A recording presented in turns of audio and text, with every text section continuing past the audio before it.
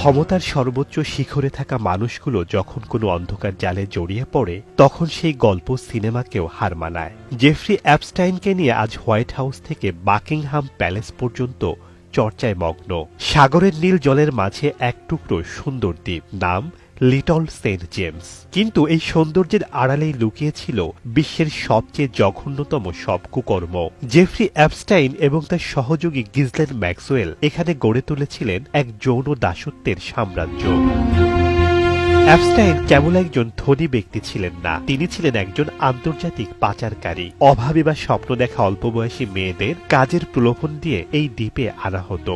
এরপর তাদের উপর চালানো হতো অকথ্য নির্যাতন। এই দ্বীপের সবচেয়ে ভয়ঙ্কর দিক ছিল এখানকার গেস্ট লিস্ট। বিল ক্লিন্টন থেকে শুরু করে প্রিন্স অ্যান্ড্রু ছিলেন সেখানকার মেহমান। অভিযোগ আছে অ্যাপস্টাইন এসব ক্ষমতাধর ব্যক্তিদের নারী সাপ্লাই দিয়ে তাদের গোপন ভিডিও রেকর্ড করে রাখতেন, যাতে ভবিষ্যতে তাদের ব্ল্যাকমেইল করে বিশ্ব রাজনীতি নিয়ন্ত্রণ করা যায়। সেই দ্বীপে একটি নীল সাদা ডোরাকাটা অদ্ভুত মন্দির ছিল।